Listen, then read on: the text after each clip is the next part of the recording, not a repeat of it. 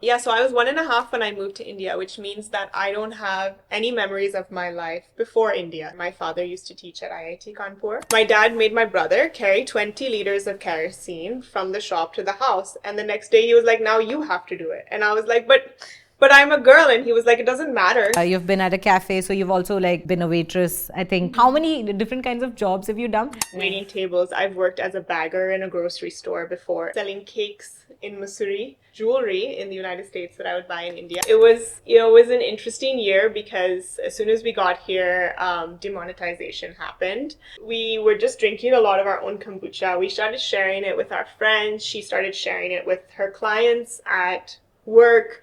And then we started selling it at Fab Cafe and the restaurant. So that's sort of how it was before. That was before Atmosphere was a brand. We were already selling kombucha. We were giving a lot of kombucha away. We were making a lot of kombucha. If it doesn't taste good, we knew that people weren't going to drink it. You just went to Shark Tank. How was the experience? In some ways, it was a mixed experience, but I think it's been really helpful just in terms of getting atmosphere, the PR. It's always needed. I think it's disappointing when people make a statement like that says India doesn't deserve this or India can't handle good products. Like to say that you're going to put your product in a fridge and that electricity is going to go off is essentially saying that India doesn't deserve fresh food. And that's just not true. Like I don't accept that. I think that India deserves a lot more. Have you ever been called a bitch or Bitchaari? As a child, You know, when I started for the first time in 2014, colony ki aunties were like, hi Bitchaari, she's starting alone, unmarried hai. It quickly went on to becoming, badi tez hai, bitch type ki, about something they had no idea about. And I realized then that this is the life of an ambitious woman, living in the spectrum of bitch to Bitchaari, our opinionated, ambitious Bharatiya Nari.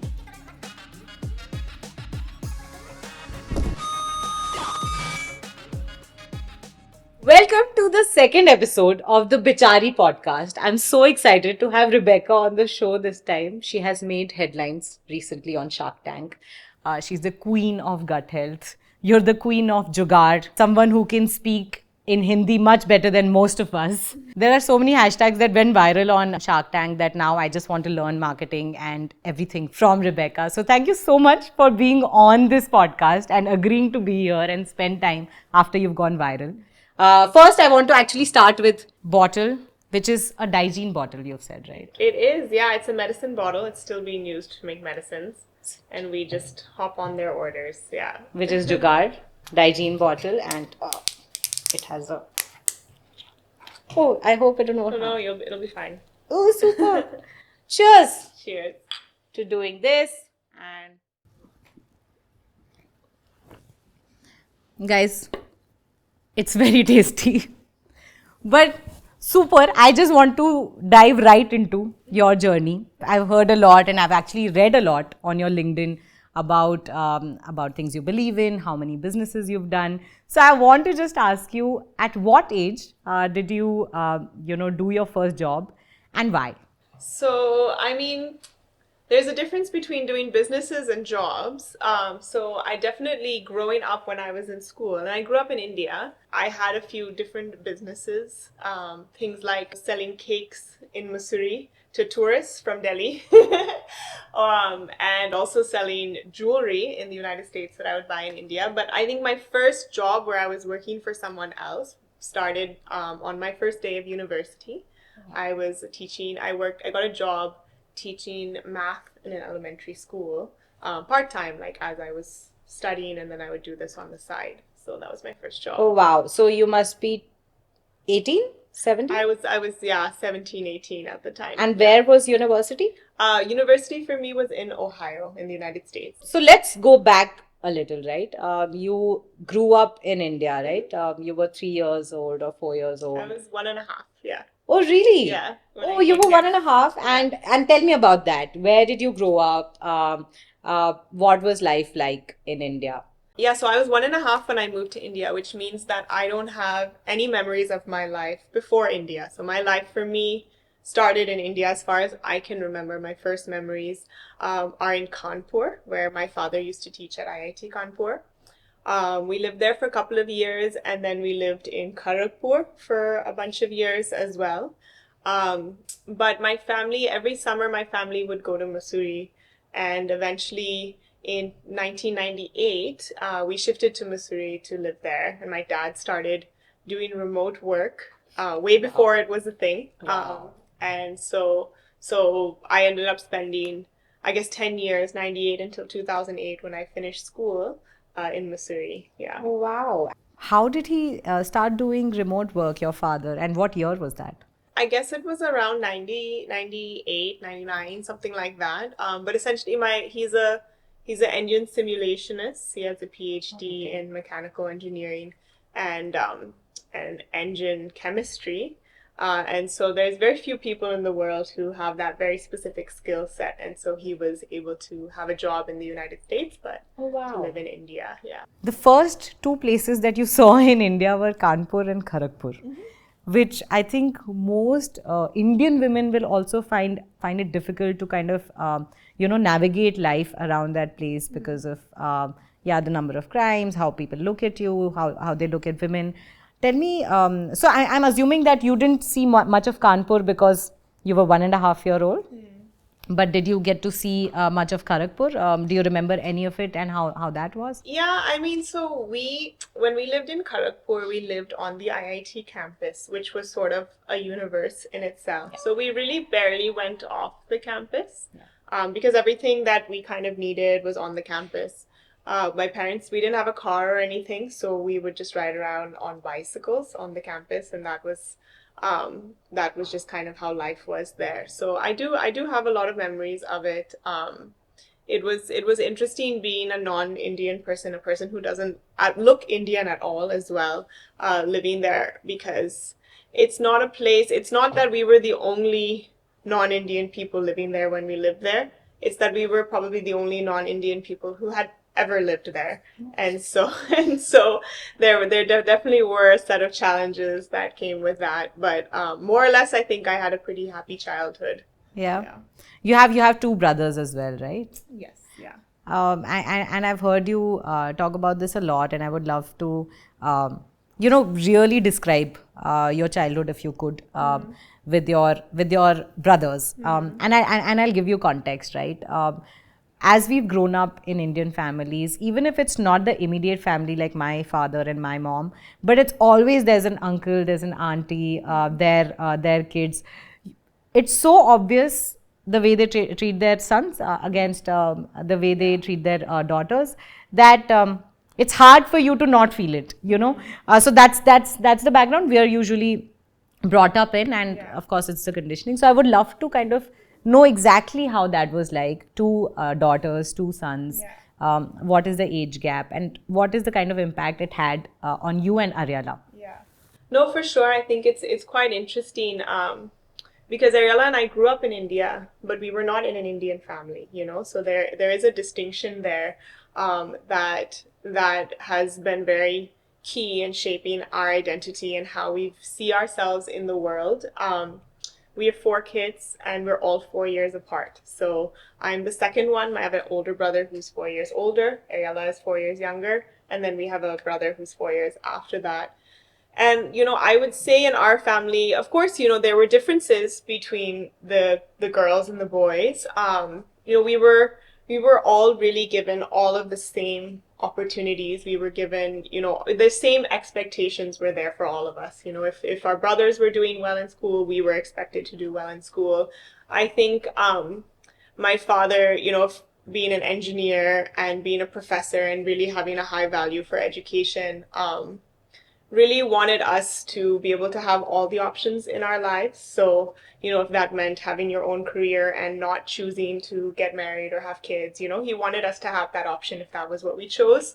And so, just as much as he expected our brothers to get a good education, and he invested a lot into that, he did the same for us. And I think that was a big thing that we noticed, I think when we were, especially in Mussoorie, but even in Kharagpur, you notice that if a family doesn't have quite the right budget, then they send the boys to the expensive school and the girls to like the slightly, less prestigious one. there's different, different expectations that, families will put on their sons versus their daughters. Whereas in our family, like I remember one time in Missouri, like in the winter, it gets very cold. At that time, we used to heat our houses with kerosene heaters. And my dad made my brother carry 20 liters of kerosene from the shop to the house. And the next day he was like, now you have to do it. And I was like, but I'm a girl. And he was like, it doesn't matter. Like John Eric did it yesterday. Like today you have to go and carry 20 liters. So I was like, okay. So I went and I got it. And it wasn't easy, but those expectations were always sort of the same for us with different things. And I think it definitely, shaped us in terms of how we saw our place in the world, how we saw our lives. I think Ariella and I have always been very focused on finding purpose and doing well at whatever we're doing. So That is such a good point, right? Finding purpose. I don't think we ever think about life like that. I mean, I do. Maybe some people do, but that's not the norm for sure, right? That if you find a purpose in life, actually life gets easier to live. I think with everything happening around.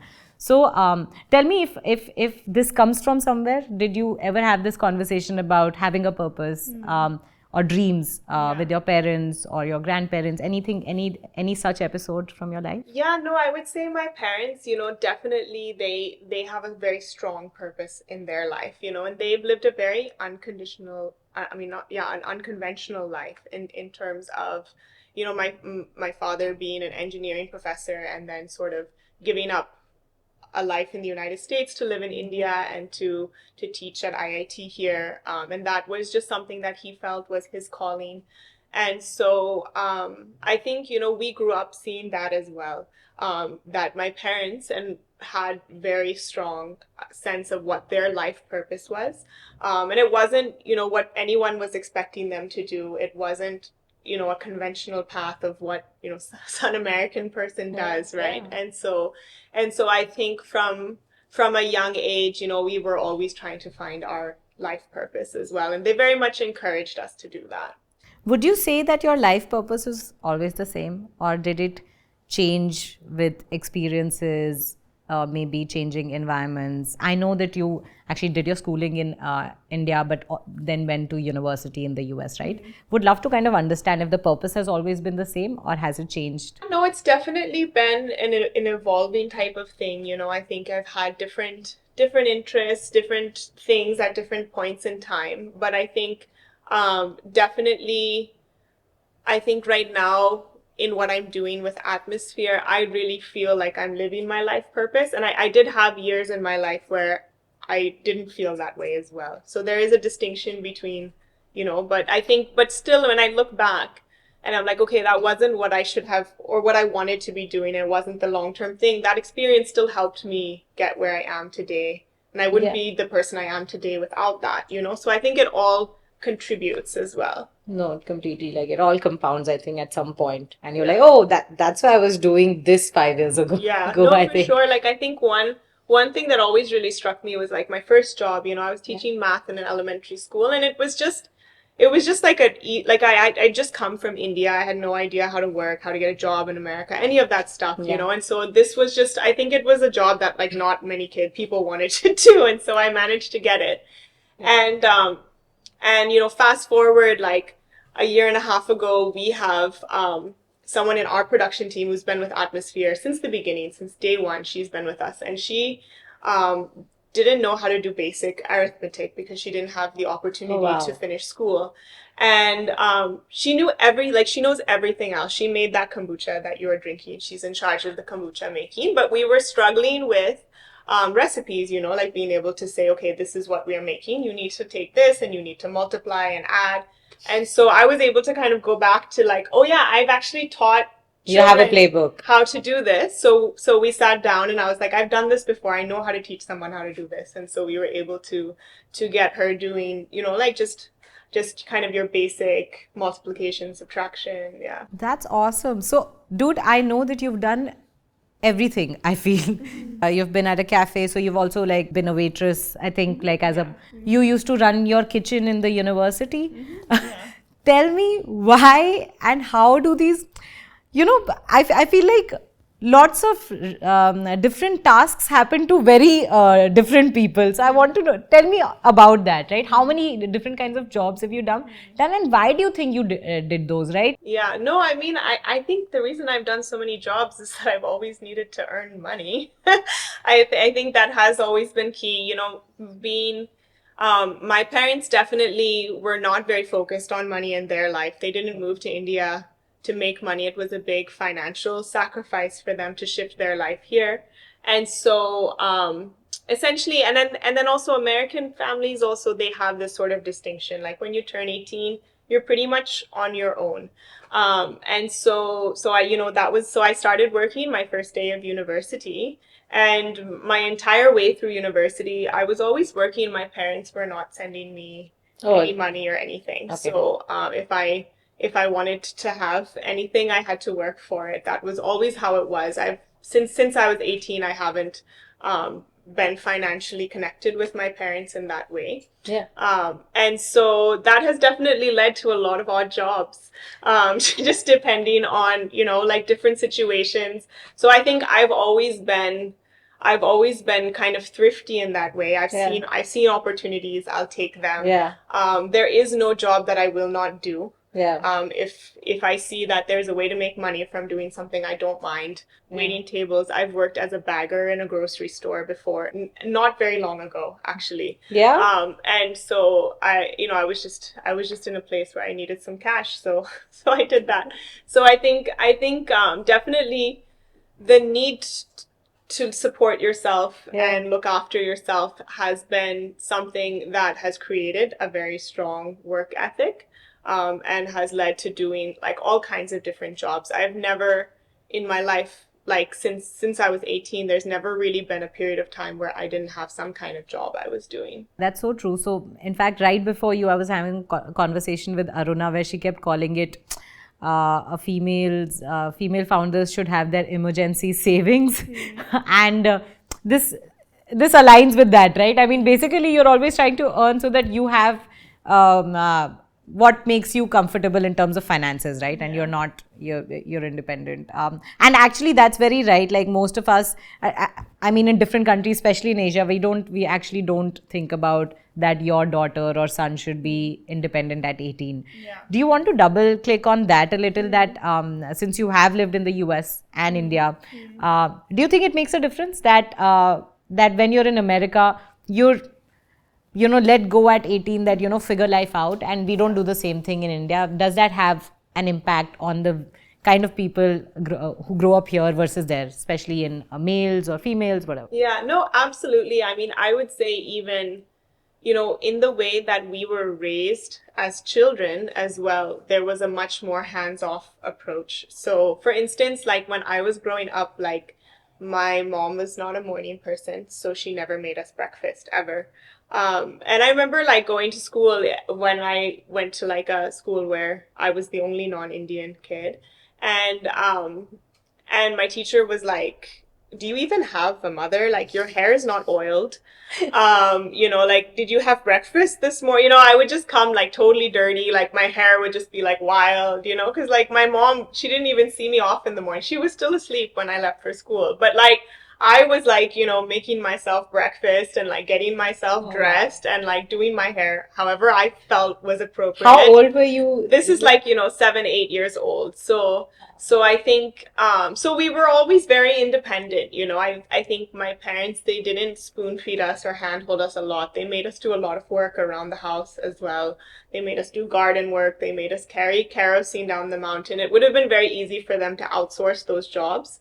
And I think that's what normally happens here in India. But, my dad, for instance, he knows how to do so many more hands-on things than we do because we grew up in India. Like he knows how to make his own furniture. He can fix, electrical things. He did all of these things when he was growing up, whereas we were still, like we weren't doing woodwork or things like that, So, so I think, but then, yeah, like fast forward going off to college, I think, yeah, I mean, they just kind of, sort of let me go. And I remember, a couple of months in calling them and asking for some advice, and they were like, we don't need to give you you just make your decision. Like we're not, you can't just come and ask us what you should do every single time or what advice. And I think, I mean, I have friends, my age now in their 30s whose parents are Indian parents are still giving them a lot of advice. So Yeah.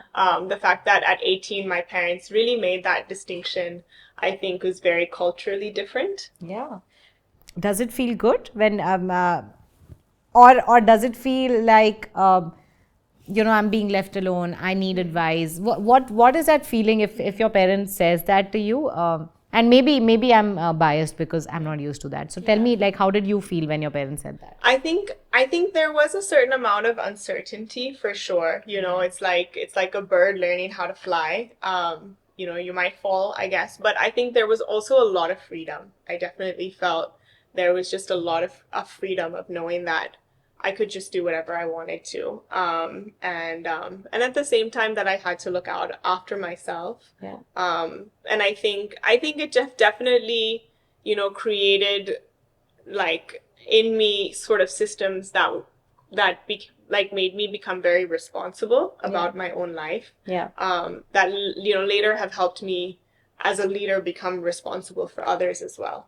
How your parents treat you when you're younger, or especially at an age where you can go either way. It can either work really great for you, be independent, or it can work really against you, right? That I'll rebel, I'll do this, I'll do that. But probably the upbringing has been such that you've been a very responsible kid since the beginning. So probably for you it worked in a good way. Have you seen this work against for any of your friends that just by being independent they've just kind of lost track in life? I mean, I think it's hard to really like stereotype that in a way. Certainly, lots of people go in lots of different directions. I wouldn't say you ever lose track, but maybe you go in a way that's more unconventional. Yeah. So yeah, I think there's a lot of pros and cons, for sure. But I definitely I feel like, with my kids, like I would, I'm not so focused to be such a hands-on parent. When I do have children, I think I will let them be independent because I myself am independent in my own way, right? So Yeah, I'm independent. Just do your own thing, I do my own thing. yeah. Okay, so let's actually get into your entrepreneurial journey, right? Like when did it start? Did you always have it in your mind that I want to be my own boss? I want to do this. At what age did it get triggered? And since then, what has been the journey like? After university, I was living in China, in a Tibetan region in China, and I was working for a small business there. I was working for an American entrepreneur there, managing all of the computer systems, and I think that was when I started to realize that it'd be really interesting to start my own business. I really enjoyed just kind of all the different aspects of the business.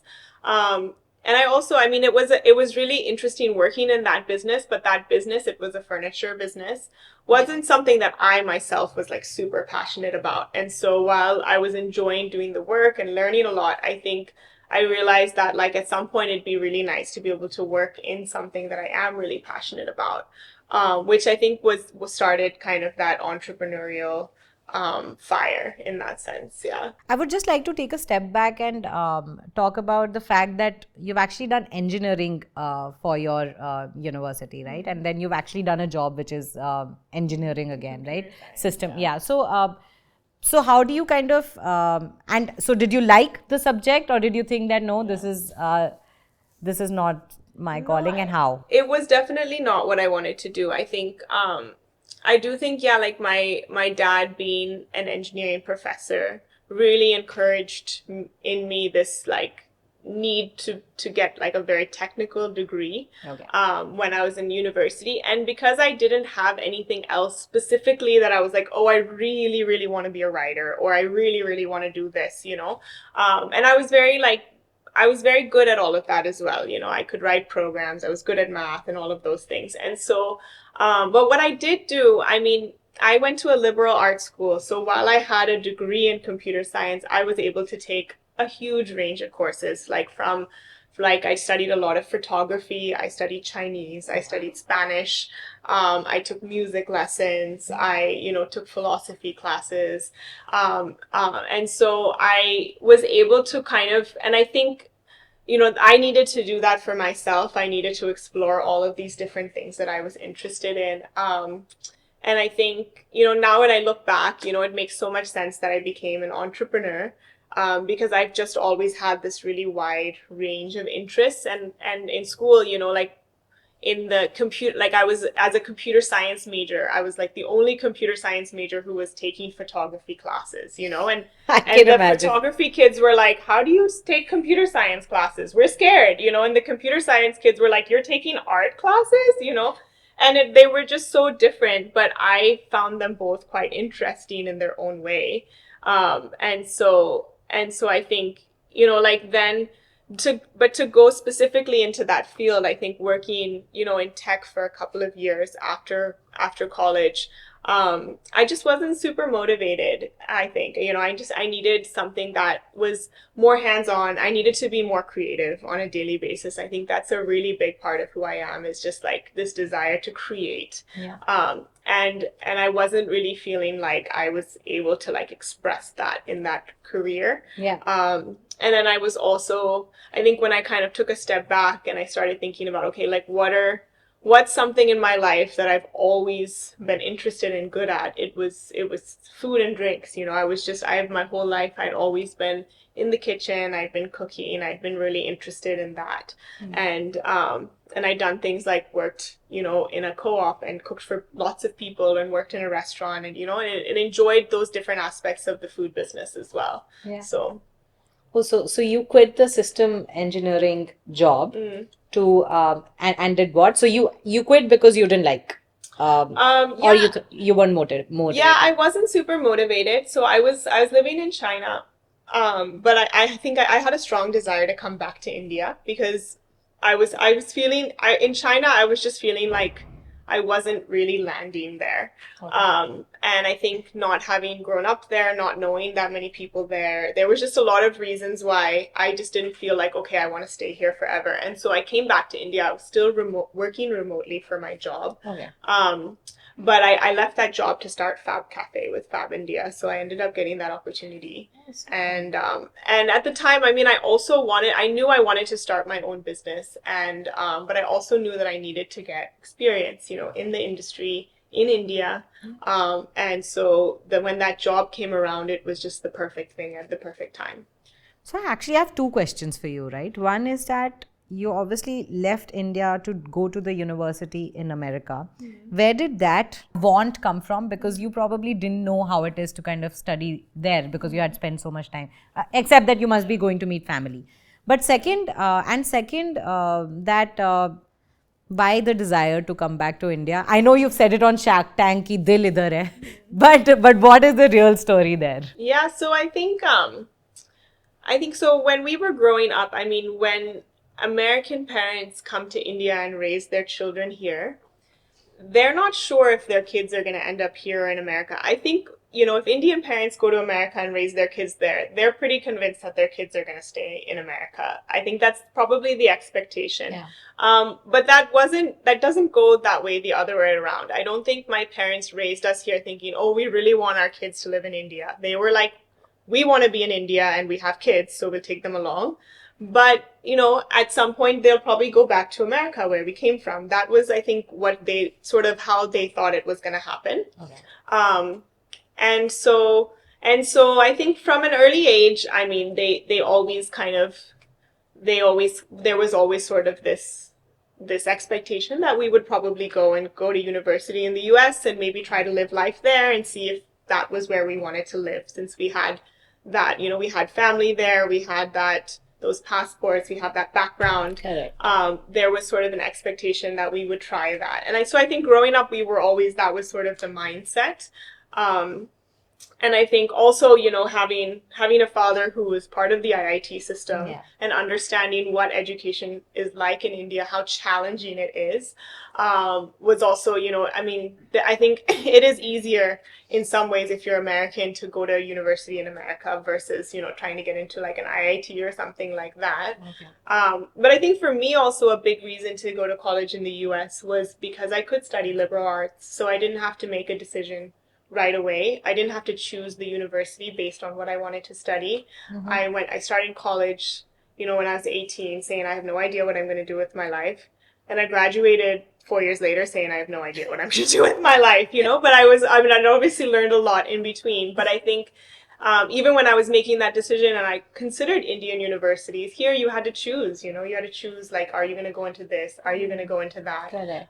Whereas America kind of delays that decision until much later. So Oh, super. So I would actually love to know what you noticed in terms of the challenges in the education system, and that's something that of course we also notice. But as an American in IIT, where your father is a professor, it should actually be a little easier in terms of, because he's there to kind of guide you to study, etc. So what do you think were the challenges that you actually that stood out for you? yeah, no, so I actually never did well in the Indian school system. So I interestingly enough, when my parents sent me to school, they didn't realize that they should also be tutoring me at home. And so when they sent me to school when I was, I think, like around 3 years old, I just went to school. I'd come home. We wouldn't talk about what happened at school. They were like, great, you're home, play. That was essentially their philosophy. If I wasn't in school, I should be playing, and then I should be studying at school. So a couple of years later, they realized that I'd never learned how to read.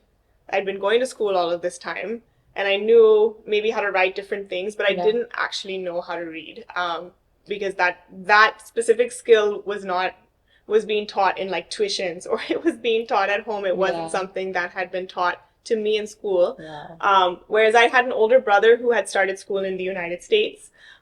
He had just learned all of that in school when he was in school. Oh, wow. And so I think I started off kind of disadvantaged because my parents didn't understand how the system worked. But I've never been a very good memorizer. I'm still not, like you can tell me your name, 5 minutes later I'll ask you your name, and then 10 minutes later I'll ask you your name again, So I don't have like that great kind of like, I just remember things super well. And so even, once my parents taught me how to read one horrific summer when I thought I should be playing, instead I was learning how to read. And I was able to catch up with the other kids. I never felt like the school system was interesting. I was always getting in trouble. I was never doing what I was supposed to be doing. I think I had energy that I wanted to put into it. But because the whole memorization aspect of it to me was very challenging and very boring, I instead channeled all of my energy into being as like naughty as I could be, which obviously backfired in a lot of unpleasant ways, like being whacked with a ruler and things like that. Yeah, well, I mean, I was in an Indian school. So oh no, so are you saying the teacher with the ruler? Yes. Yeah. Really? Yeah. So yeah, I mean, this is like Missouri, so it's not, I think things maybe in Delhi and cities were more progressive, but there, that was one way to get you to, I don't know, not learn things, because I still didn't learn anything from that. Love how you put it. And so I actually, by the time I was 10, my parents sent me to an international school. So they sent me to Woodstock School in Missouri, because I was just failing in every way in school. I mean, then they were like, either like, she's just like, they thought maybe I was just challenged. Like they were like, they thought I had a learning disability. Maybe something just wasn't right, because my older brother was like doing super well. He was top of his class. He was debating in Hindi. Oh, wow. I could barely speak Hindi. I could barely read in English. Like, it was like, there was like a problem. And so they sent me to Woodstock, which is which is a much more international learning system. And as soon as I got there, I was like totally fine. And I think one thing I realized, like they realized and we realized as well, was that Indian school system of learning, like I was not a kid that could do that. Yeah. And I was lucky enough to, have parents who were able to identify that and and knew that there was something else out there. And even like, I mean, Woodstock is a very expensive school. And at the time, my parents weren't earning enough money to send me there. But my grandparents just came in and were like, we will pay for it, and so, there was a lot of privilege there. I think, other kids like me who have that, who are just very creative, I think, and aren't, like super memorized, not super, not great at, like listening to rules or doing what they're told. I think, it's a challenging system for kids like that. No, totally. Would you say that it's more theoretical than practical, or how would you describe it? I would describe it, as a system where there's a lot of memorization, where you're rather not than actually encouraged learning to think. Yeah, so I think, and I've always been a great thinker. So I think a lot, and I think that's when I shifted to the American system. I was perfectly fine because I was a very critical thinker. I knew how to solve problems. I couldn't memorize my multiplications tables, but if you gave me 10 minutes, I could write them down for you because I could solve them myself, right? So I remember one time having to recite my multiplications tables in front of my class, and just getting whacked with a ruler because I couldn't do it, or because I was actually calculating it in my head. And I started doing that. Was like, why didn't you memorize it? And I was like, because I'll always be able to calculate it in my head. Like, I can calculate it, and at home, my mom literally had taught me how to calculate it in my head because that's how she does it. And so there was definitely a mismatch there for me. Yeah. I feel so bad about the whacking. I mean, can you double down on that? Like, was it hard? Was it, how did you cope with it? I think, yeah, it wasn't pleasant for sure, and I think, but I honestly feel like because I was also not, like, I was different than all the other kids, and my teachers kind of knew that as well. They knew that my parents were different from the other parents as well. They honestly, like, they took it a lot easier on me. But what was more traumatic for me was seeing other kids be whacked. And I remember this one day when, like, somebody really got, like the teacher just like hit her until she was crying. And it was just raining outside, and that's like my memory of it, was like it was this dark day and it was raining, and I don't remember her name, but she didn't know her 15 multiplications tables. So yeah, Bitchaari. Poor thing. So how I remember my school is that for people who are not great like memorizers, it gets very difficult to kind of be at the top of the class, and then every time if you get wagged or get scolded, you're not motivated enough to then learn anything the next day or something like that, right? So I remember my school as a place where I was really insecure.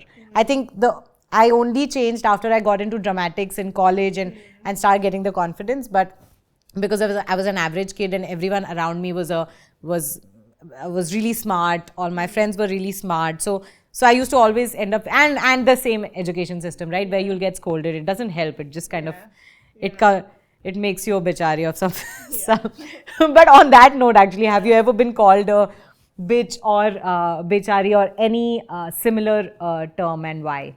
Yeah, so definitely. I mean, when I was in school and even in the international school, I mean, as a child, I was called naughty a lot, and boys that are naughty are called clever, but girls that are naughty are just naughty, and it's not a positive word, and that was something that I was called a lot, and I remember my mom, my neighbors, and I spoiled her rangoli, but so she had good reason, but she suggested that no, she didn't. You're a kid. My mom sent me away to boarding school because I was so naughty, and my mom was like, she's a kid, like they're supposed to be naughty, like that's what children are, and so, but even in school, like I think up until middle school, even in the international school, because we had you have lots of different teachers from different countries who have different opinions. There were definitely,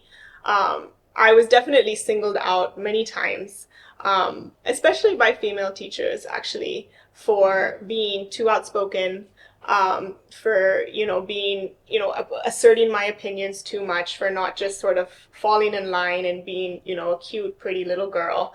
Um, and also because I had an older brother, I was just a little bit more wild, and so Was that their assumption? it was. I mean, I think it was like I was like that. Yeah. But like I think there was they wouldn't treat a boy who was behaving the way that I was treated, for instance. So I think like in general, like I think it did actually, because by the time I was in high school, I became much more quiet. I became much more thoughtful about what I was going to say. It took me a long time to like find that voice again, because like so many people had just kind of like tried to push it down. Yeah. Not my parents really, but outside of the house. Yeah.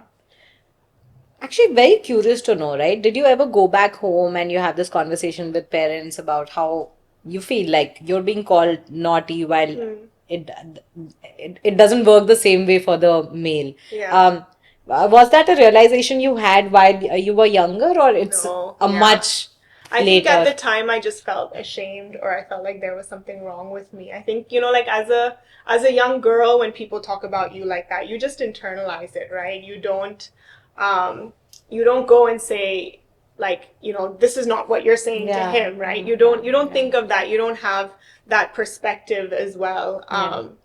And I think my parents would always kind of, like maybe someone would tell them like, oh, she's really naughty, and they would come back and they would be like, you're fine, so they would sort of try to build me back up. But there was definitely, a lot of like shame that came out of that, the way that I was being treated by teachers and by, other parents, I guess, because I was just a little bit more out there than what people thought a girl should be. Yeah. Did that affect the way you lived your life later? I think it did. I mean, I think it did affect like me being able to find my confidence later in life, for sure. I think I was a very confident child, and then there was like a good maybe decade in which I was really questioning myself in a lot of ways, which maybe could have happened like it might have anyways happened. I don't know. But I think it was something that definitely, there was some like trauma around that. There was some things that I had to kind of unpack around those experiences. Very interesting, Rebecca. In fact, like when now, if someone reads your posts or someone watches your videos, I don't think someone ever thinks of where this is coming from or where the confidence is or what has gone down to make you the person that you are today, right? And I think that always comes with a lot of baggage, but also a lot of learnings along the way. I would love to actually get into atmosphere, and I think how the idea came about. You have your sister who's your sibling, not even your cousin, but sibling who's your co-founder. We always say that it's very difficult for women to work together. We always say that they have fights, bitchy, gossip, etc. So I would love to get into that. Tell me how Atmosphere happened and what's been the journey like with your sister being your co-founder. Yeah, so in 2016, I moved from Missouri to Delhi, to start Fab Cafe. And the same year, my sister was finishing university, and so I convinced her to move to Delhi as well. And so that's sort of how it started. It was an interesting year because as soon as we got here, demonetization happened, and so we were like moving into our apartment and trying to buy furniture and stuff, but unable to get like any money. And then it was also like super, super polluted. And that first year, especially like during demonetization, we were eating like a lot of street food because we were like, we just didn't have any money. And like UPI wasn't happening so much then, and like you couldn't pay. Like we would go. I remember one day we were going to we were going to like Defense Colony to go to a shop where we knew we could buy groceries with a card, you know. And we were just walking there because we didn't have cash to pay an auto. And this auto came and he was like, "Can I take you?" And we were like, "We don't have any money." And he was like, "It's fine, I'll take you anyway since I'm going that way." And it was like, it was such a beautiful moment because you realize like you're all just suffering in this like this crazy thing that's happening. We're in this together. Yeah, for sure. So that was when we moved to Delhi, and so we ended up getting sick from the pollution. We ended up getting a lot of food poisoning that first year, and we ended up making a lot of and drinking a lot of our own kombucha. That's how it started. Wow. And Ariella, soon after that, she started working with Organic India. She was a nutritionist, and we were just drinking a lot of our own kombucha. We started sharing it with our friends. She started sharing it with her clients at work. And then we started selling it at Fab Cafe in the restaurant. So that's sort of how it was before. That was before Atmosphere was a brand. We were already selling kombucha. We were giving a lot of kombucha away. We were making a lot of kombucha. We were taking a lot of feedback from people as well. So I think a big thing about Atmosphere, there was, a whole year before we launched our brand when we were really figuring out what flavors to do, what people like, what makes something attractive as a healthy beverage, because people, if it doesn't taste good, we knew that people weren't going to drink it again and again and again. And so that's how the business started. It was very organic. And then in 2018 was when we finally created a logo and called it Atmosphere, and we started an Instagram page because that was the thing to do at that point in time. Yeah. And that's how it started very organically. I think we were like selling kombucha to Greener, and they said, "We need someone to tag." And we were like, and they were like, on Instagram. And we were like, "Oh, okay." I was like, "Oh yeah, hold on." I like quickly made an Instagram account. And so our first post was just, like Greener tagged it. And then we started getting DMs and like people were like ordering the kombucha. So the whole business started on Instagram, and we didn't even necessarily try to start it ourselves in that way, although we wanted to. It was something that we really wanted to do. It's not that we weren't thinking about it or we weren't pushing it, but we didn't really know how to do it. We had no experience in starting a business like this. We didn't know how you put your products in a store or how that works. And if you ask anyone, they'll just tell you it's impossible. So like that's the other problem, is like you're like, "Oh, like we would love to put our," people are like, "Oh, it's impossible to put your products in stores," and that's just the first thing they'll tell you. And so it just started on Instagram. People were DMing us. We would just, go in an auto. We deliver it to their house on our way to work, on our way home from work, or, and that's how Atmosphere started. Yeah. That's actually so inspiring, right? I mean, if someone's watching this and they're like, "Oh, I make this really cool thing. Let me just make an Instagram page tomorrow." That's the first step, really. But interesting thing, right? You essentially founded Fab Cafe, right? Which I love, by the way. I love the food there. Tell me, how did that opportunity came about, right? Because I think the founder offered you the job or, whatever it was. So tell me how Fab Cafe happened. Yeah, so before we wanted to start Atmosphere, I really wanted to start a cafe. That was sort of our original. I convinced Ariella to move back to India to start a cafe. And I went to I was going around to different people asking them for advice because I was new to India, I was new to Delhi. I mean, I'd, come back after being gone for a while. And my parents were also not in business, so they didn't have that. They really couldn't give me any advice, And so I'd gone to the owner of Fab India, to William Bissell, and asked him for some advice on how I told him I wanted to start a health food restaurant. Where would you recommend I start looking for spaces? Is there any advice that you'd like to give me? And at that point in time, he told me that they were looking for someone to manage this Fab Cafe project, and that, I might be a good fit for the job. Why don't you apply for the job? That's how it started. I applied for the job, I got the job, and that's how, I ended up being at the head of the Fab Cafe project and starting Fab Cafe. Yeah. Wow. And so, but how did you know William? Was there a warm contact? And why I get into these details is because it's always so interesting to kind of know how people find opportunities, are at the right place at the Yeah. right time, because that makes all the difference in Yeah. life, I think. So Yeah, how did, so we had met William. William has a house in Missouri. okay.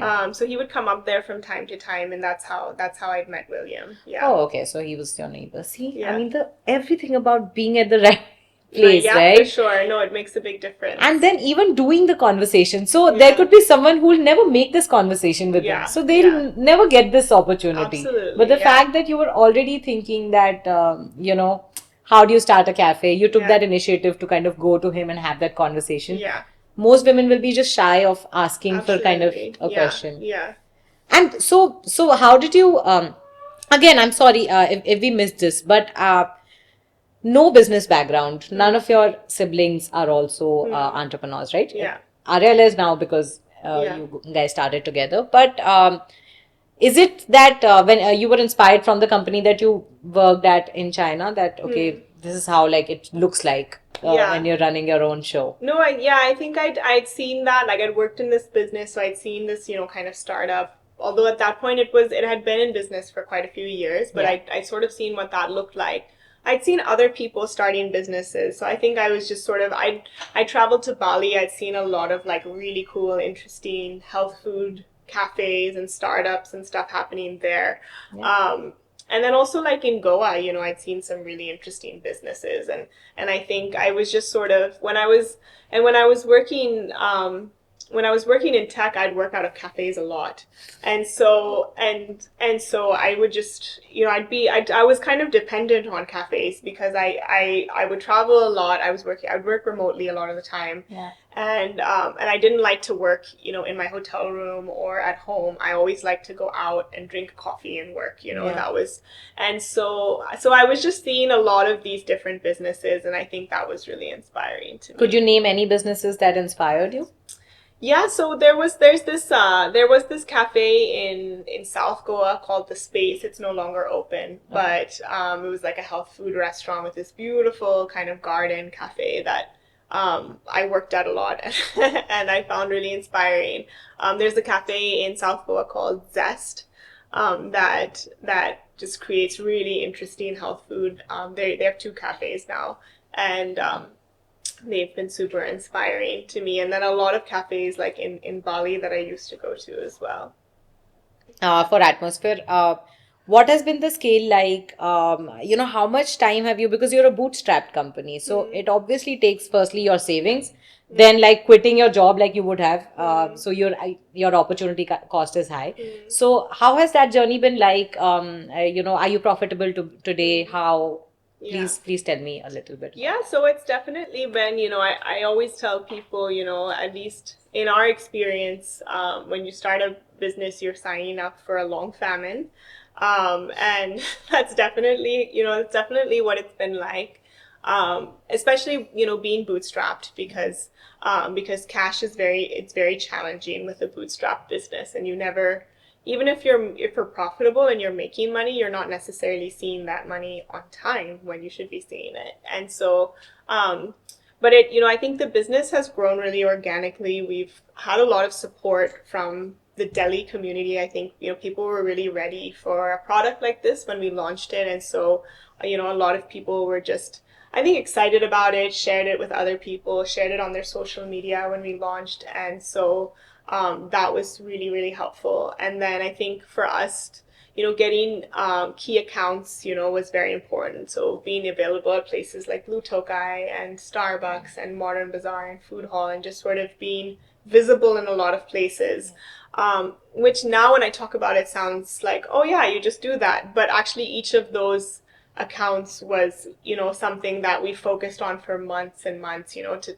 find the right person, to talk to that person, and then once you talk to them, to negotiate with them without losing that opportunity, and finally making it happen. And so each of those was very challenging and took a lot of time and effort.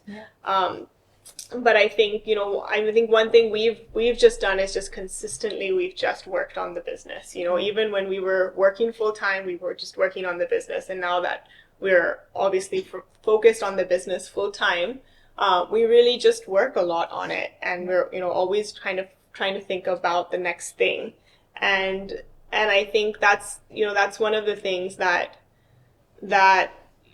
I think, it works after a while. If you just, even if you don't know what to do, you still just go to work and you do something, or you think about what to do. That's how these businesses move forward, especially in a situation like this where you've never started a business before. You really don't know what you're doing or what to do next. If I were to start another business, obviously I'd have a lot more of a game plan. Yeah. But when we were starting this business, we really, we didn't do any research. We just kind of went with our gut. Yeah. You're actually married to a founder as well, right? Yeah. Tell me about that. How did you meet Arman? What impact do you think he has had on your entrepreneurial journey? Yeah, so I mean, I met Arman in Delhi. We met through friends.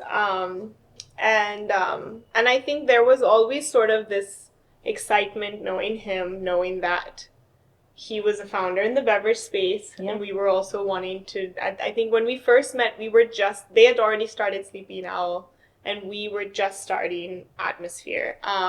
And so I think it definitely, there was just sort of this energy when I was around him, when Ariella and I would hang out with him and his co-founders of like, we can all do this, you can start a business. They were really encouraging. And definitely I think Arman has always given us like a lot of good advice. He's given us a lot of insights, a lot of knowledge, because were in business 2 years before we started. He had a lot of just kind of ways of doing things. So we'd run into a problem, we weren't sure how do we overcome this problem. So the first person we usually call is Arman to ask him, what he did when he had this problem, or has he had that problem, or and so it's been super, super helpful just in terms of sharing knowledge, sharing contacts, talking about strategy. We don't always agree on things. I think we run our business in a way that's very feminine, and they run their business in a way that's a bit more masculine, and that's who they are, and that's who we are, and that kind of affects the way the business looks as well from the outside, and your goals. I think we've always had different goals for our businesses, like Arman for his business and me for mine, and so it's been really helpful just to be able to have those conversations, to see how things are, to have sort of an insider perspective. I do think like as a man and as someone who's just really outgoing and really connected, Arman he gets a lot of opportunities, to go to different things, to meet different people. I don't get to have all of those opportunities, but I do get to like learn about them and hear about them from him, which is really helpful. Yeah. You said that they run their company in a very masculine way, and you run it in a very what is the difference? I think when we, yeah, I think they're very strategic about the way they run their business. They're really focused on scale and growth, and a business that's really built on numbers and strategy. They have a lot of investors, all of whom are male as well. So I don't know if that has something to do with it or not. They have a team. They do have a lot of women in their team, but they also have a lot more men in their company. And of course, yeah, I think the more, like the founders are three men. So, whereas I think when Ariella and I approach our business, it's almost like we're like planting a garden or something, and it's just much more, it's much more organic. I think we're more creatively driven about it. We are learning to be more structured and more focused on the numbers. I think that's definitely an area of growth for us. I don't think like the way we're doing it is necessarily the best way, but I think we also we also really want to just enjoy ourselves in this process. We don't want to be super stressed out. We know that stress is bad for our hormones. Oh, And, wow. and so we think about these things as well because we're a wellness company and we have all of this knowledge, Yeah. and so we're like, when we approach things like, raising money, we're like, is this person going to stress us out? Because then it's not worth it, like it's not, that's the sacrifice we're not willing to make, for instance. And so I think we just do things differently. It's not that it's right or it's wrong. I think it's just an extension of who we are.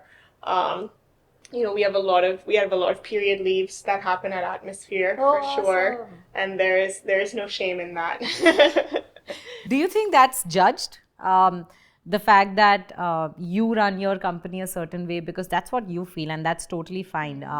When we think about entrepreneurs, when we think about startups, honestly, the couple of first things that come to your mind is it's going to, juice the life out of you, I think, and kind of you'll have to work 10 times harder. There is no work-life balance, etc. But you're taking another route, which is I want to live my life fully while I do good through my business at my own pace, right? Yeah. Do you think that is judged? Because you already said that that is a feminine way of doing things, which I think is a healthy way of doing things, right? Yeah. Do you think that's judged by investors, people, founders around? I think it is. I think it can be at times. I mean, I think, honestly, at times I also don't feel like I should be so vocal about that because like the culture is like, I feel like in Delhi in India you have this like hustle culture where you're supposed to like pretend like you're working all the time. And I've more recently I've been more open about the fact that I'm not working all the time. I do work a lot. But I also, take time for myself. I also take time to be healthy, to be well. I feel like I actually get better work done when I do that, because I've done it the other way too and like burnt out before as well. And so, but I think, everyone really values scale and numbers in startups and in business, right? So they're gonna look up more to a business that has bigger numbers and that has larger scale. Um, whereas I actually am more excited about businesses that have really good products that are very pretty, that are very authentic, that are just fun. Those businesses to me are like much more interesting than someone who's had this huge exit or this business that's suddenly like Armand comes home we come home every day and I'll tell him about this like really cool niche product I found at the organic store, and he'll tell me about like this business that's doing 4 crores a month, and they got here in 2 years, and I'm always like, I don't care, like I'm not even interested in those products. Yeah. For me, it's much more about creativity than it is about numbers for sure, and I don't know if that's a gender thing or if it's just me personally. Maybe if I was male, maybe I'd be the same way. Who knows? Yeah, I think so too. In fact, I would just, you said that in India, the hustle culture is very popular. I do think Silicon Valley also kind of brought it up and kind of make that famous with so many shows. But if you were a woman, like a female founder in the United States versus in India, do you think, and because you've been in the space for a while in India, do you think it would be easier, better to be a female founder there because things are more opened up? Or do you think it's the same for women everywhere? I would say I don't feel necessarily disadvantaged by my gender in India. I do feel there are awkward moments in conversations that I have around being not Indian in India as a founder, or just people just assuming that you have no idea what's going on because you don't look like you've been here very long. Um, but but I would say, definitely, like having gone to college in the United States, like my professors did not see gender. They didn't treat me any differently from the way they treated the person next to me, and be that person male, female, or someone who doesn't identify with either. And so I think, here people, even when I was working in Fab Cafe at Fab India, there's always like, and you're a woman, and you're a woman, and they keep saying that to you. And I think it was really nice to have that experience for a while where I was just a person.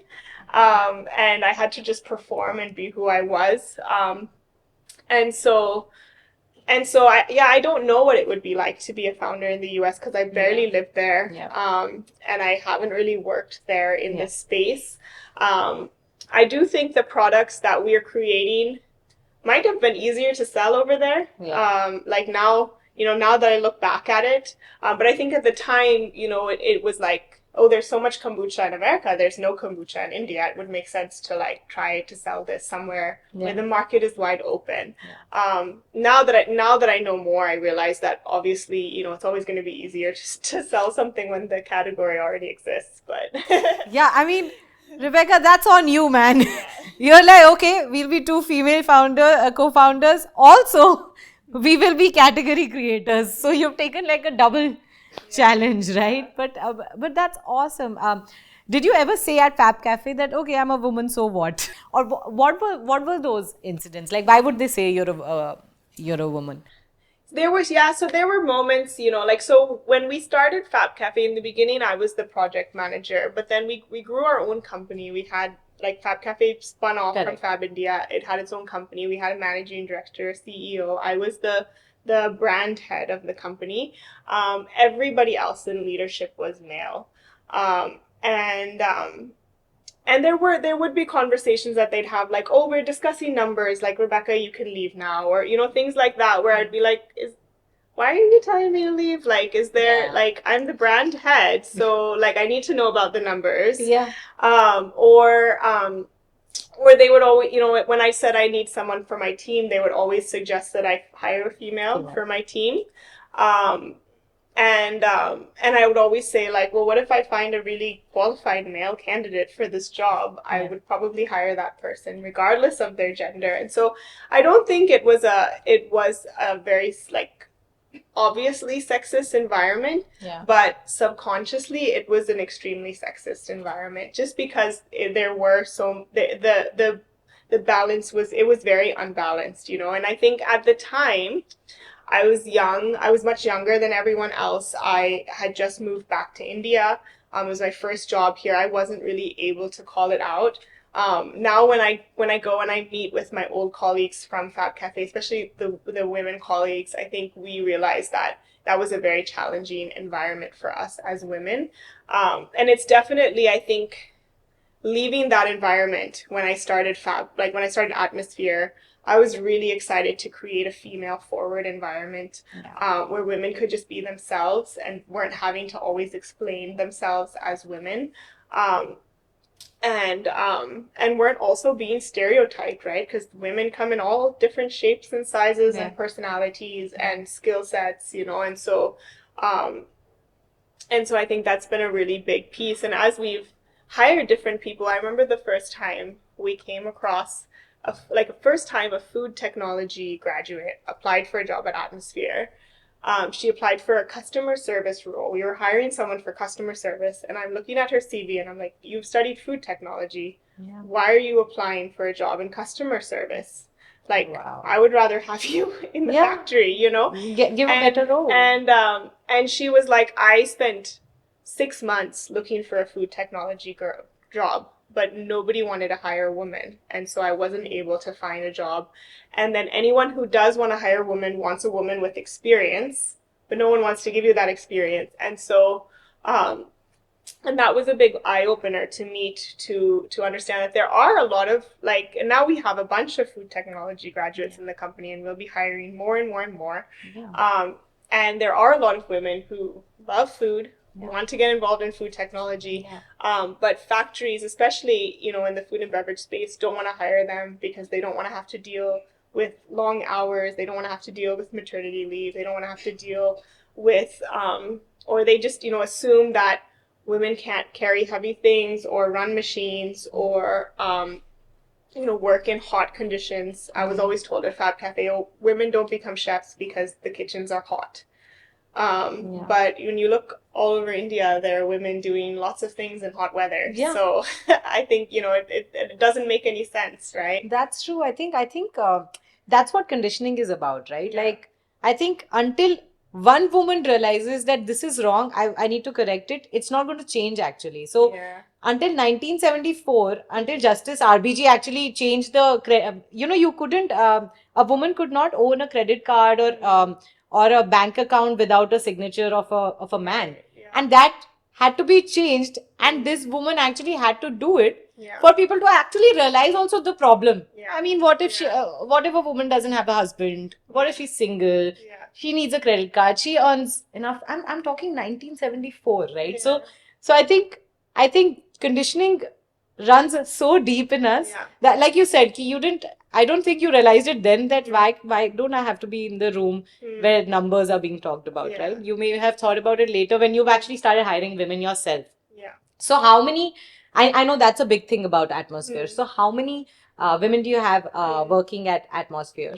Yeah, so we have about 18 women in the company. Awesome. And our factory, like our manufacturing unit is 100% women. And that's a value that we have. And I think it's actually been interesting because in the beginning I was like, I really want this to be like we have all women. And so many people have come in and said, I don't think this is possible. And even our current production manager, last time she was hiring, she needed to hire 3 people. And she was like, I'd really like to hire a man. And so I was like, if you feel like you need to, I don't want us to be held back by gender. You know, if you feel like you need a man for a certain something. In the end, the women were more qualified. She hired 3 women anyways, because when she actually went, and at one point she's like, we need someone to carry heavy stuff. So I was like, in the interview, like, make them pick up a tray of kombucha bottles and like make them walk around and make sure they're strong, and so we actually do that because we need women who can carry heavy stuff. Although if you come in and you're not super strong, you will get stronger working in the factory. So it's not like someone, you're strong and you're not strong. If you carry heavy stuff, you will become good at carrying heavy stuff. I mean, that's muscles. That's just how muscles work. That's how muscles work. So it's not, it's not. So, but it's always like, I think, we kind of, so many times, we have these, like, I'll have these ideals because I'm sort of this visionary, and I'm like, oh, how cool would it be if we were a fully women-run factory, and then they're like, Rebekah, like, no, we don't want to do that, and so then I'm like, okay, like, we don't have to do that. We can interview men, and but I think they're starting to see that vision as well and starting to realize how good it feels for them. Our production manager used to work in a factory where she was one of 200. So it was her and then 200 men. And I think she, that was just not a healthy environment for her. It's not like it was a bad environment, but she had to deal with a lot of comments on a daily basis that just weren't healthy, for her mental health. And so being in an environment where that was literally made for women to just be at home in their work is something that I'm really passionate about, but I think it's something that the women who come and work in Atmosphere, they really enjoy as well. You just went to Shark Tank. Tell me, how was the experience, and how did it change things for Atmosphere, if it did? Yeah. So I mean, being on Shark Tank was a really interesting experience. I think we had a lot of fun with it in the end. We were definitely very nervous, and we put a lot into preparing for that experience because we're not super great at presenting or being on TV in Hindi specifically. And so we were very, very nervous about how that was going to come across, if we were going to be able to even do it. I think initially I was like, can we even do this? But then I think, in the end, we were very happy with how it all came out. I think, there's a lot that happens in the tank that doesn't get on TV. And there were definitely, I think we got to see a really nice edit of what happened. There were some darker moments that happened in the tank that didn't end up being aired. So in some ways it was a mixed experience, but I think it's been really helpful just in terms of getting Atmosphere, the PR. It's always needed. And just kind of, getting the brand out there, getting us recognition as entrepreneurs, getting our team recognition in terms of the products they're making. Even the fact that the sharks really liked the kombucha, was a big deal because the whole country got to see them enjoying it. So, would you be able to talk about the uh, tough part of being on the Shark Tank? Like you said that we've only seen the edit. Is there anything that you thought was tough on you? It's okay if you don't, if you can't share. Yeah, no. I think I'm happy to share about it. So, I think one thing to consider is like with Shark Tank, everything happens like very at the last minute. Not because they're disorganized, but because they don't want to tell you too much in advance or give you, they don't want to like tell you that you're going to be on TV and then suddenly something changes and you don't get on TV. So everything happens like you just find out like right before it's going to happen, right? That's kind of the way they operate, I think, so that nobody is coming and saying, I thought this was going to happen and then it didn't happen. And so I think we were informed like 6 days before we were going to pitch to the Sharks that you're going to pitch to the Sharks. So we weren't like pitching to VCs at the time. We didn't have, a whole plan of like how much money we need, how we're going to spend it, all of that. That wasn't the phase that we were in. And so, but then when you go on Shark Tank, obviously you have to pitch to investors. You have to ask for a certain amount of money. You have to know what you're going to do with that money. And so some of that's arbitrary because you have 6 days and you're sort of forced into this. Like we would have never pitched to an investor on that day had it not been. And so there were questions around like how we were going to use the funds, how much money we needed because we were building a new factory now, how much money we needed for our factory. That we weren't able to answer satisfactorily. I think also there was like Anupam had asked us a question. He asked me specifically what percentage of the beverage market is beverages over 200 rupees, and I still don't know the answer to that question. And I said on TV, I was like, I don't know the answer to that Only question. Atmosphere. Yeah. No, there are Yeah, more. there There are more. We're not the only ones, but it's a small, Yeah, it's a very it's a small tiny number, and I percentage. think there was a good point there. I think one of the most nerve-wracking things that was said to us was from Namita. She said, I like your sense of humor, but not your sense of business, and so I'm out. And I'm like, I think that was probably the most horrific thing that I thought that's going to go on TV and everyone all over the country Will know is that. going to Yeah. see this Or like will see, really prominent businesswoman making a comment about my sense of business based on a 15-minute pitch that I've given her. And it actually really put me back to being in school, and I felt like she was like a teacher, kind of. And so of course she wasn't excited about our Jugaru way of running our business. And as if all of us don't do jugaad in this country.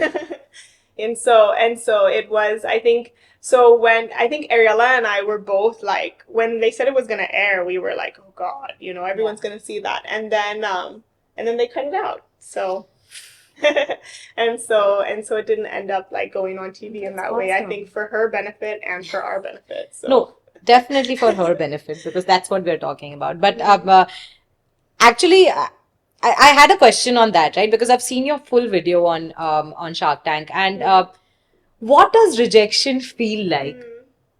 And just tell me that, right? Rejection and failure. What does it feel like to you? So I think, if you look at that specific experience, we came out of that tank and we were just exhausted. I also felt very relieved because for a moment we were discussing, even giving 10% of our company to Anupam. And that wasn't what we went in there to do, so you were obviously pushed, in the heat of the moment. And so when we came out, I was like, I'm so glad we didn't do that. That was my first reaction. But then later, I think for me, I started to, I definitely thought a lot, like way too much about what happened. And I'd sort of think like, oh, I could have said this or I could have said that. And if I'd done this, then this might have happened. So you can always go back and you can rethink that experience again and again and again. And I was definitely, I was disappointed because because you kind of get into this mindset of like, oh wow, like we could have cash in the bank, like, I mean, we could have a check in an hour, right? I mean, how often does that happen? So it's very exciting as an entrepreneur. And then there's that whole, idea of that kind of story being on television and people, seeing your business get that validation. So it was disappointing, but I think like right after we came out of the tank, like I called Arman and I was like telling him, and I think, one of the big things that was like Namitha's concern about like the fridge just going off in stores. She's like, you'll put your product in a store. I saw that, yeah. The fridge will go off and then your product will get sour, so I'm out, And I told that to Arman and he was like, why is that? He was like, that's such a bullshit excuse. Yeah. And he was like, and it's so disappointing that investors don't want to invest in challenging businesses. Yeah. And I think, and that was a really good perspective. I think it was what I needed to hear at that moment. Because it is a challenging business. Like we're not like importing stuff from China and just like selling it, you know, like you're making it. Doing that, it'd be really easy. We're making like a fermented thing that's like totally natural. It doesn't even have preservatives in it, like, so it's in glass because we don't want to use plastic, so there's all of these challenging decisions that we've made to create a product that's really good for people. And the environment. Yeah, absolutely. And so, and I think it's disappointing when people make a statement like that says India doesn't deserve this, or India can't handle good products. Like to say that you're going to put your product in a fridge and that electricity is going to go off is essentially saying that India doesn't deserve fresh food. And and that's just not true. Like I don't accept that. I think that India deserves a lot more, which is why I've thought about this, that the most successful women in this world, and I've seen it happen sometimes, that they don't want to give you tips, and they don't want to, they're like, okay, I've struggled a lot to be here, so you also struggle. That's why this started, where we want to show that, I mean, we can be friends and let's talk about it and let's do this together, because without it, I don't know how the change will happen, right? So, it's sad when a woman makes a statement which actually demotivates you and probably takes you 10 years behind, maybe, right? I mean, giving that feeling is also just bad. I mean, be more empathetic, right? That's what we keep talking about. So I'm so touched with that, what you've shared, and I hope that we can just be better to each other in terms of what we say to each other. But having said that, bitch or bechaari, have you, what do you think about these statements that are, or these terms that are used for women who are aspirational, who have opinions of their own, who are ambitious? Why are these terms associated with us, and what can we do about it, if we can do anything about it? We've had examples where, Arman has said, why don't you say this to someone? Or I'll hear him talking to someone and saying something. I would never, ever be so rude to someone, ever. Yeah. And he comes out of that conversation friends. And if I were to say the same thing to an Indian man, like, they would delist my company from their store. You know what I mean? Like, that is exactly what would happen. That is so true. And so I think, there is a lot of, there's a lot of opinions out there on women. There's a lot, there's, and you can't, like, as a businesswoman, as an entrepreneur, you can't change the way everyone thinks. You have to just figure out how to interact with each of those people and get what you need. But I think it's much easier for men. Men are given a lot more grace. I think we women in India, we have to be so much more diplomatic. That's so true. But I think, one thing that I hope for little girls of India today is that, they're not called naughty, they're called clever. I think that could make a big difference. That's just so in true, terms of, a generation of women that comes up that is celebrated for being outspoken, resourceful, type A, go-getters. I think those women are out there. We don't need to push them down, because the world would be a better place if they were just allowed to be who they are. This is Rebecca's Zindagi Ki School, by the way. Rebecca, on that note, I will actually give you a page.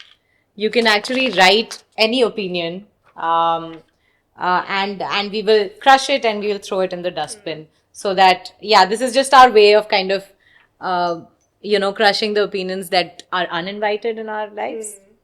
Do you want a sketch pen? Actually, do you want a marker? That would be probably better. Yeah.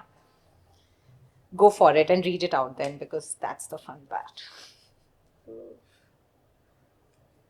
So much pressure. Yeah. No, don't worry. Think about it. I'm just really chill, looking here and there. All right. Yeah, just give me a minute. Yeah.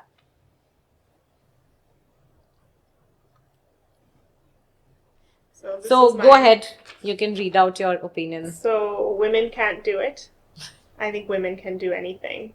That is so true. And they can do more. So now you can crush it and throw it in the dustbin there.